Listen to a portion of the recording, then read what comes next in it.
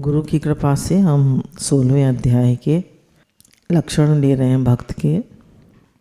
भगवान ने बताया कि दो प्रकार की संपदा है इस जग में, दैवी संपदा और आसुरी संपदा। तो ये दैवी संपदा के लक्षण हैं। तो पिछली बार हमने लिया था भय का सर्वथा अभाव, अंतःकरण की पूर्ण निर्मलता, तत्व ज्ञान के लिए ध्यान योग में दृढ़ स्थिति और सात्विक दान, इंद्रियों का दमन, भगवान देवता और गुरुजनों की पूजा तथा अग्निहोत्र आदि कर्मों का आचरण एवं वेद शास्त्रों का पठन पाठन तथा भगवान के नाम और गुणों का कीर्तन, स्वधर्म पालन के लिए कष्ट सहन और शरीर तथा इंद्रियों सहित अंतःकरण की सरलता। अब दूसरा श्लोक कहता है, मन, वाणी और शरीर से किसी प्रकार भी किसी को कष्ट न देना, यथार्थ और प्रिय भाषण। तो गुरु ने कहा जैसा देखा, जैसा सुना, जैसा मन में फील किया वैसे बोल दिया। अब हम सब में भगवान देख रहे हैं तो कैसे बोलेंगे? प्रेम से। और ज़्यादातर लोग क्या करते हैं कि बाहर से तो बहुत प्रेम से बोलते हैं और अंदर में छुरियाँ चल रही होती हैं। अभी जाके घर के दूसरे व्यक्ति से बुराई करेंगे और उससे प्रेम से बोलेंगे। तो आपने अपना तो सारा कूड़ा उसके मन में भर दिया, खूब बुराई कर ली और आप खाली हो गए और उससे जाके प्रेम से बोल लिए। होता है ऐसा घरों में। इसकी बुराई उससे, उसकी बुराई उससे जाके प्रेम से बोल लिए। तो बोले ये नहीं, ऐसे नहीं। और बात को घुमाना भी नहीं, बात को वो भी नहीं करना।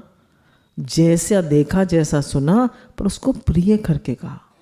पहले दृष्टांत चलता था कि मतलब गाली भी होती है साले, और एक होता है बैल जैसे हैं तो बैल जैसे।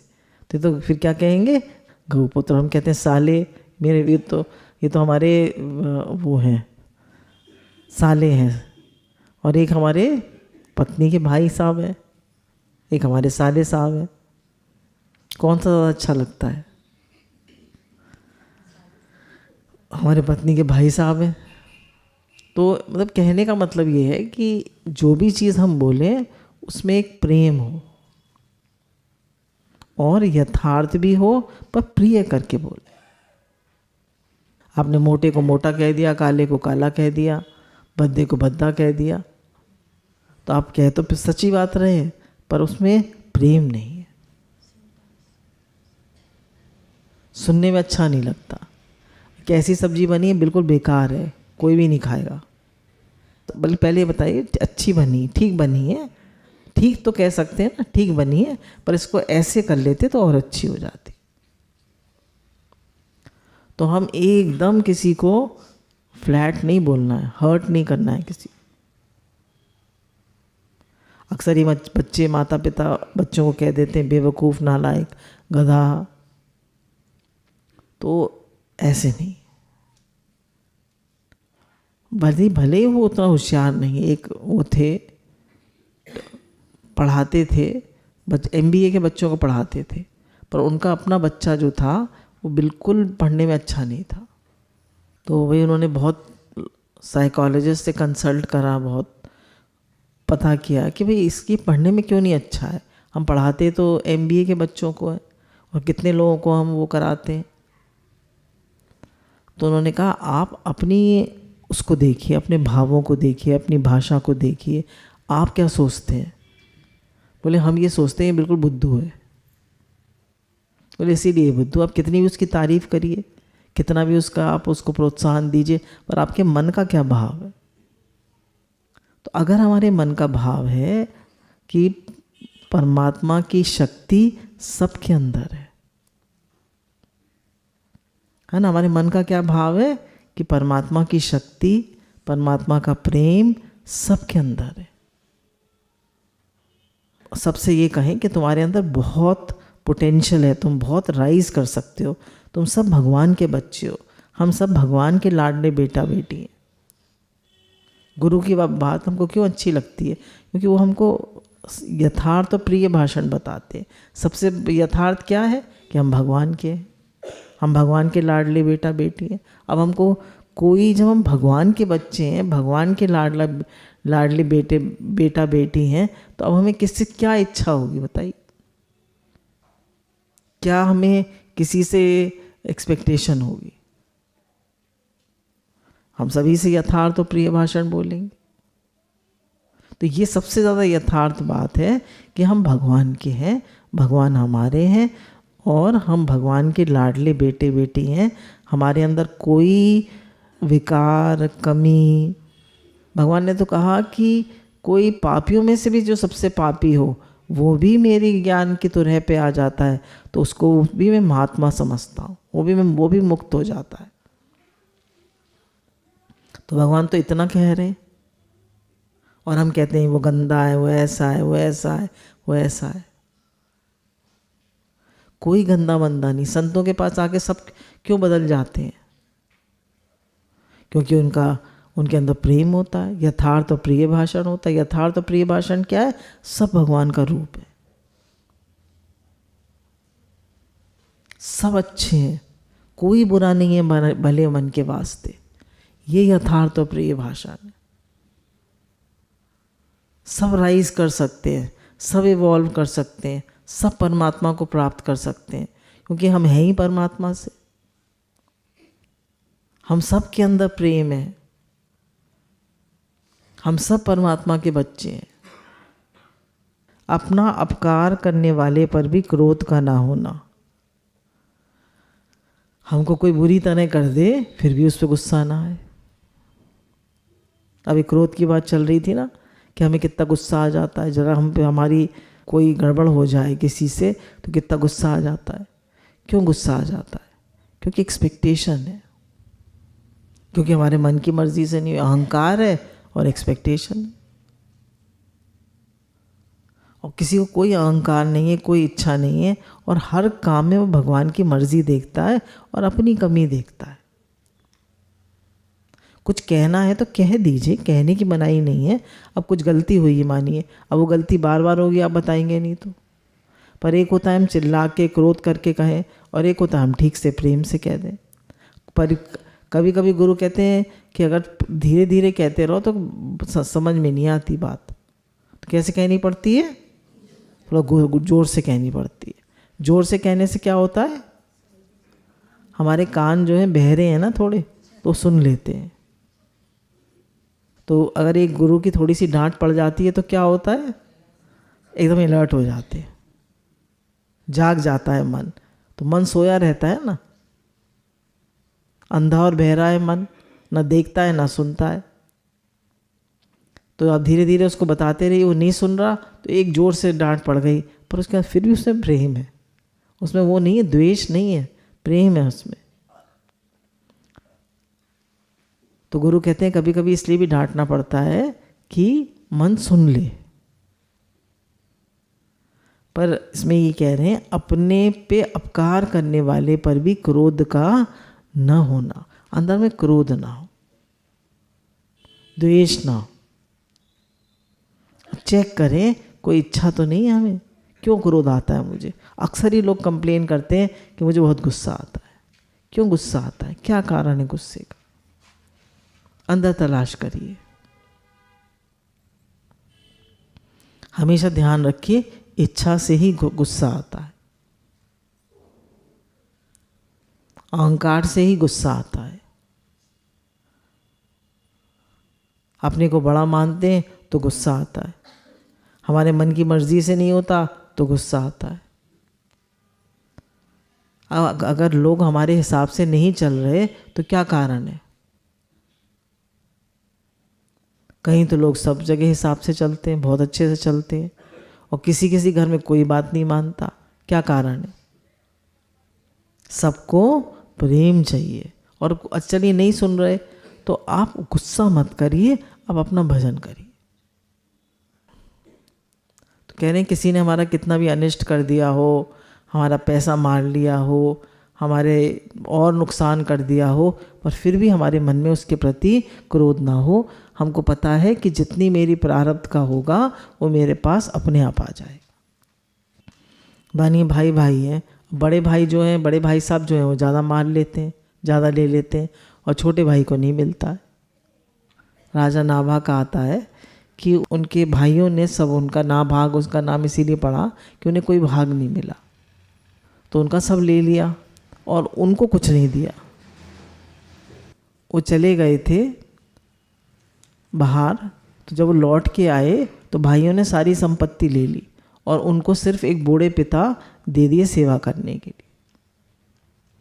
तो उन्हीं में खुश थे कि मुझे पिताजी की सेवा तो मिल गई। तो पिताजी जो थे उनकी राय से उन्होंने काम किया तो उन्हें इतनी धन संपत्ति मिल गई कि वो राजा बन गए और भाई लोग वैसे के वैसे ही रह गए। अगर हमारे जीवन में ये संतोष है कि जितना हमारी प्रारब्ध का है, जितना हमें धन मिलना है, जितना हमें मान सम्मान मिलना है, जितना मिलना है, हमारी प्रारब्ध में जितना है उतना हमारे पास अपने आप आ जाएगा। कोई हमसे ले नहीं सकता, हमारे हिस्से का कोई ले नहीं सकता। तो फिर हम क्रोध करेंगे, हम अपना मन खराब करेंगे? नहीं करेंगे। नाभाग का एग्जाम्पल है, देखिए कितना बड़ा। उनको कुछ भी नहीं दिया भाइयों ने, फिर भी उनके पास वो सब कुछ आ गया। एक सत्संगी वो भी बता रही थी अपने घर का कि हमारे बड़े भाई साहब ने सारी फैक्ट्री ले ली, वो सब बहुत बढ़िया चलती थी और हमें कुछ नहीं दिया। जो नहीं चलती थी फैक्ट्री वो हमें दे दी, हमारा तो काम चल पड़ा। और उनके 3 लड़के थे, हमारा एक भी बच्चा नहीं है। और उनके 3 लड़के, तीनों लड़के अच्छे इंजीनियर, डॉक्टर, किसी की नौकरी नहीं लगी, किसी की तबीयत खराब हो गई और वो तीनों घर में बैठे हुए हैं और पिताजी की जो फैक्ट्री चलती थी वो भी नहीं चल रही। हमारे हस्बैंड ने बहुत संतोष किया, तो साहिब इतना दीजिए मैं भी भूखा ना रहूं, साधु भी भूखा ना जाए। और हम उनके लिए भी कर देते और हमारे मन में उनके लिए ज़रा भी क्रोध नहीं है। हमको लगता है वो भी सुखी रहे। अब देखिए कितना अच्छा भाव है। तो किसी के लिए भी क्रोध का ना होना, वो कैसे भी चले, हम भगवान से कहें जो हमारी बात है। It is not between you and him, it is between you and God. हमारे और उसकी आपस की बात नहीं है। जो हो रहा है भगवान की मर्जी से हो रहा है। इस संसार के मालिक भगवान है, इस संसार को चलाने वाले भगवान है। कर्मों में कर्तापने के अभिमान का त्याग, कर्मों में कर्तापने का, अहंकार का त्याग ने। देखा मैंने कितना बढ़िया किया, देखा कितना अच्छा प्रसाद बनाता हूँ मैं, कितना बढ़िया काम करता हूँ, कितना बढ़िया घर चलाता हूँ, देखा मैंने बिजनेस को कितना बढ़ा दिया, देखा मैंने कितना पैसा कमा लिया, देखा मैं कितना बड़ा आदमी बन गया हूँ, देखा मैंने क्या क्या कर लिया। बोले सब भगवान की कृपा से होता है। हमारी कोई शक्ति नहीं है, कोई सामर्थ्य नहीं है। जब अंदर में ये हो जाता है, पक्का हो जाता है कि सब भगवान की कृपा से होता है, सब कराने वाले भगवान हैं, तो हमें कर्मों में कर्तापने का त्याग खत्म हो जाता है। भगवान करा रहे हैं, भगवान की कृपा से हो रहा है। मैं कौन हूँ करने वाला? मैं क्या कर सकता हूँ? हमारी दुकान पे खूब माल भरा हुआ है, अब ना आए कस्टमर, बेच लीजिए। स्वामी राम सुखदास जी कहते हैं कि कितने लोग जो थे वो खाना बना के लाते थे। किसी माई की जो थी सब्जी वो आधे दिन में ही खराब हो जाती थी, और वही सब्जी दूसरी माई बना के लाती थी तो उसकी 3-3 दिन खराब नहीं होती थी। क्यों? उसने उससे बनाई अहंकार से कि मैंने बनाई है, बहुत अच्छी बनाई है, और उसने बनाई भगवान ने बनवाई है, प्रेम से बनाई, मैं भगवान के लिए बना रही हूँ, भगवान का प्रसाद लग रहा है। तो किसी भी कर्म में कर्तापने का अहंकार ना हो। मैं बिजनेस चला रहा हूँ, मैं काम कर रहा हूँ, मैं घर चला रहा हूँ, मैं बच्चों को पढ़ा रहा हूँ, मैं बच्चों को पाल रहा हूँ, मैं कर रहा हूँ, हम नहीं कर रहे, भगवान की कृपा से हो रहा है। हमारे में शक्ति सामर्थ्य है ही नहीं कि हम कुछ कर पाए, भगवान की कृपा से ही सब होता है। प्रभु आपकी कृपा से सब काम हो रहा है, करते हो तुम कन्हैया, मेरा नाम हो रहा है। तो हमारी कोई सामर्थ्य नहीं है कि हम कुछ कर पाएँ। भगवान की नज़र सीधी है, भगवान की मर्जी है, तो सब कार्य ठीक से चलता है, तभी चलता है। अंतःकरण की उपरति अर्थात चित्त की चंचलता का अभाव। हमारा मन संसार से उपराम होता जाए और भगवान में लगता जाए। जितना मन संसारी होगा उतना चंचल होगा, है ना। जितना मन संसारी होगा उतना मन चंचल होगा, और जितना मन भगवान में लगा हुआ होगा उतना शांत होगा। उपरति उपराम होते जाए। बहुत देख लिया, बहुत खा लिया, बहुत पहन लिया, आप लौट चले। आप क्या करें? आप लौट चले। लौट चले कहाँ? लौट चले परमात्मा के पास। या ये बहुत आगे जाना है तो उपराम होते जाए। जो जो चीज़ मिली है, जितना मिला है, उससे उपराम होते जाए। सब भगवान का है, सब भगवान का है। और चित्त की चंचलता का अभाव। मन कभी इधर भाग रहा है, कभी उधर भाग रहा है, ये भी कर लें, वो भी कर लें, ये भी चाहिए, वो भी चाहिए, इधर भी काम फैला रखा है, उधर भी काम फैला रखा है, इधर भी भाग रहे हैं, उधर भी भाग रहे हैं। बोले जो भी अगर किसी घर में ऐसा हो तो कहें भगवान घर में शांति हो, मेरे जीवन में शांति हो,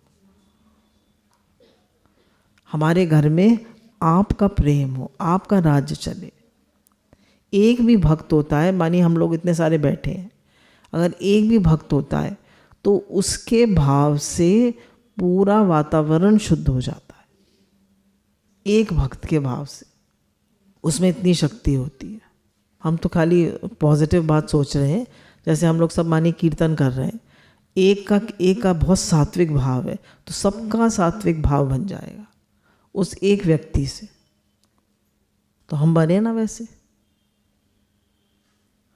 तो हमारे अंदर चित्त की चंचलता का अभाव होता जाए और उपरामता आती जाए। जो लोग 60 साल से ऊपर के हैं, जैसे बताए 51 मतलब वन में चलने का समय आ गया, 52 फिर वन में चलने का समय आ गया, फिर 53 फिर अपनापन आ गया, फिर 54 फिर वन में चलने का समय आ गया, फिर 55 फिर अपनापन आ गया। वन में नहीं गए ना। और 60 के बाद तो फिर बिल्कुल ही नहीं जाएंगे। तो गुरु की वाणी सुनकर मन संसार से हटता जाए कि संसार में आपको ना तो शांति मिलेगी, ना प्रेम की पूर्णता होगी, और ना आपका को खुशी आएगी। ना आनंद है, ना शांति है, ना प्रेम है।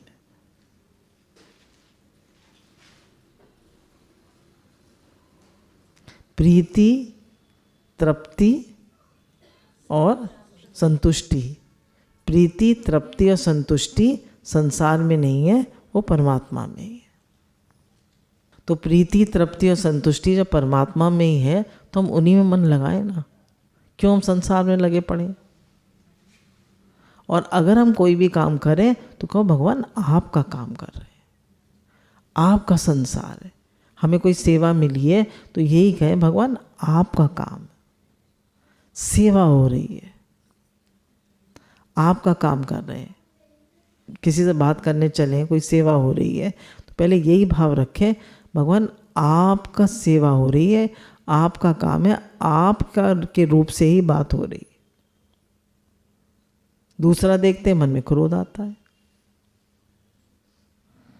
तो हमारा चित्त जो है उपराम होता जाए कि बहुत देख लिया संसार, बहुत यहाँ कुछ बहुत इसमें देख लिया, इसमें न तृप्ति है, न प्रीति है, न संतुष्टि है। यहाँ तो कुछ पूर्णता कभी मिलेगी ही नहीं। पूर्णता मिलेगी तो भगवान में मिलेगी। किसी की भी निंदा आदि ना करना।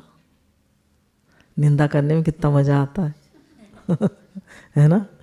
किसी की भलाई बुराई करें तो कितना मज़ा आता है। आता है, मज़ा आता है।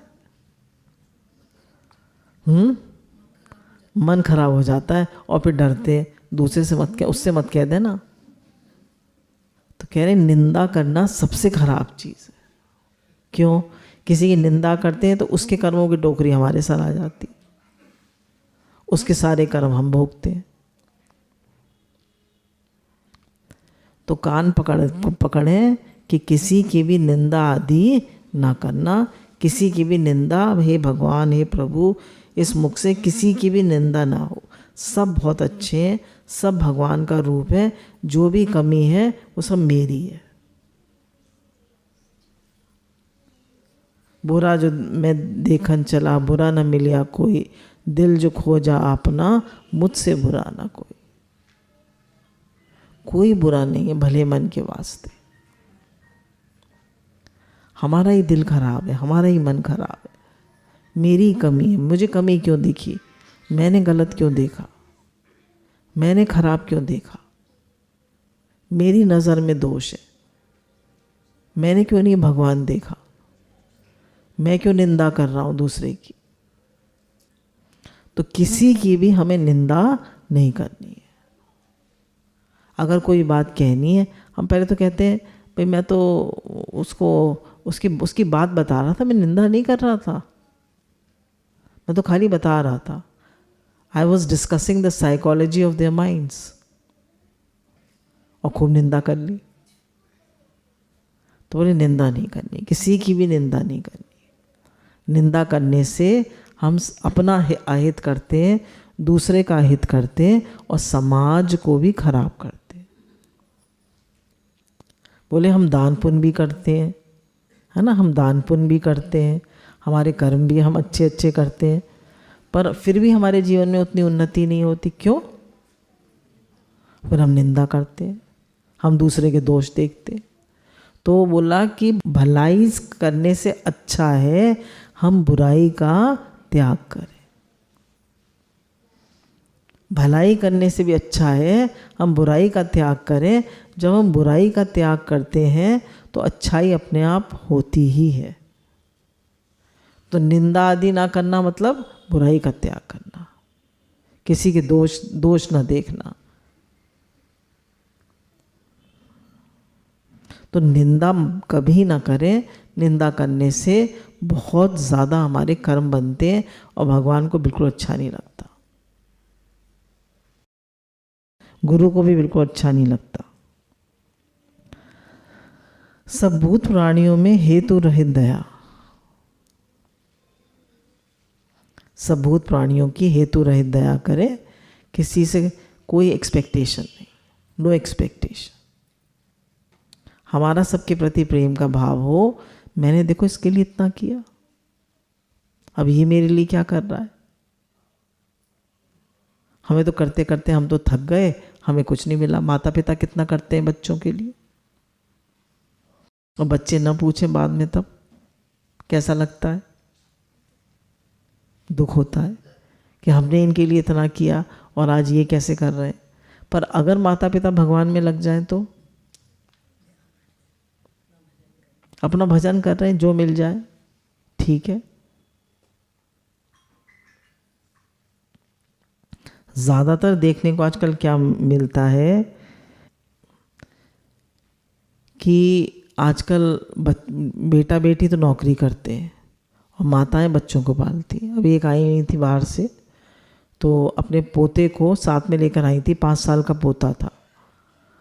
तो पूछा कि भाई ये पोते को क्यों लाई है साथ में। तो बोली कि उसकी मम्मी पापा दोनों नौकरी करते हैं, तो इसे कौन देखे।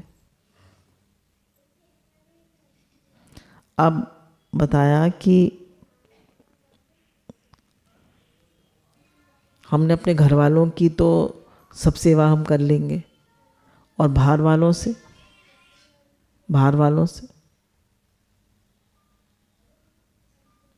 बुरी तरह करेंगे। तो गुरु भगवान यही बताते हैं कि अपने वालों के लिए तो तुम मरते हो, पर जो सबके लिए कुर्बानी करता है, सबसे प्रेम करता है, उसका जीवन बहुत सुंदर बन जाता है। देखिए घर में तो बच्चे जो हैं वो आपकी उतनी रिस्पेक्ट भी नहीं करेंगे, उतना प्रेम भी नहीं करेंगे, उतना वो भी नहीं करेंगे, पर आप सबके लिए करेंगे तो, सबके लिए भगवत भाव रखेंगे तो आपको रिटर्न होके वो भगवत भाव मिलेगा। दादा भगवान ने कुर्बानी करी, गीता भगवान ने कुर्बानी करी, तो आज बड़े दादाजी कह रहे थे कि पाकिस्तान में भी 5,000 सत्संग करने गए हैं पाकिस्तान उस दादाजी, तो वहाँ पर ही 5,000 लोग सुनने आए।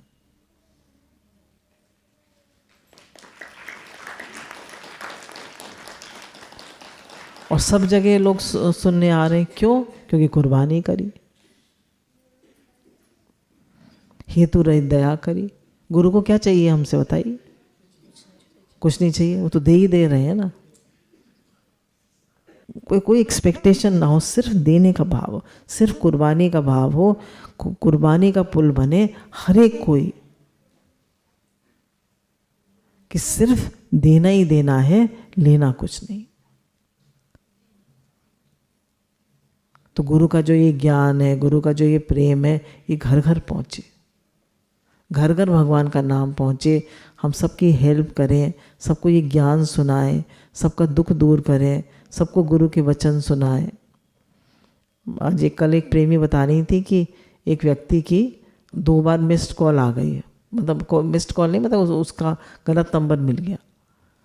तो बोली हमने उनसे कहा कि चलिए कोई बात नहीं, 2 बार आपका नंबर मिल गया है तो कोई बात नहीं, हम आपको एक गुरु का वचन सुनाए दे रहे हैं कि चला था भय का सर्वथा भाव। डरना नहीं चाहिए, हमारे मन में कोई भय नहीं होना चाहिए। बोली वो इतनी खुश हो गई, इतनी खुश हो गई। तो कहने का क्या मतलब, जब हम गुरु के वचन सुनाते हैं, हमारे पास इतनी अच्छी अच्छी बातें हैं, हमारे गीता की, भागवत की, हम वो सुनाते हैं, सबको कितनी खुशी आती है। और संसारी बात करने से हमें क्या मिलता है? हम किसी के पास भी, स्वामी रामतीर्थ कहते हैं ना, तुम्हारे पास कोई आए तो पहले से बेहतर इंसान बन के जाए, बेटर ह्यूमन बीइंग, एक अच्छा इंसान बन के जाए।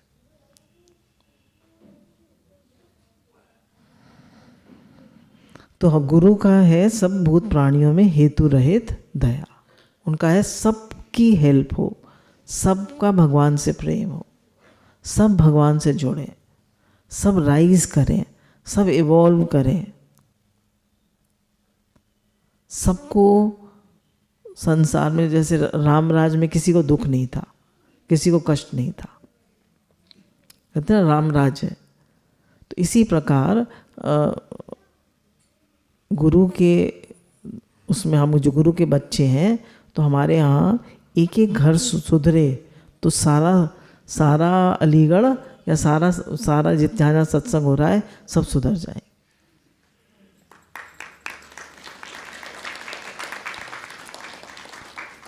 तो हम सबका हमारा देने का भाव हो, लेने का भाव ना हो, हेतु रहित दें जो भी कुछ है, प्रेम, शांति, शुद्ध भाव, भगवत भाव, आनंद, सब देना है, सब कुछ देना है, लेने की भावना ना।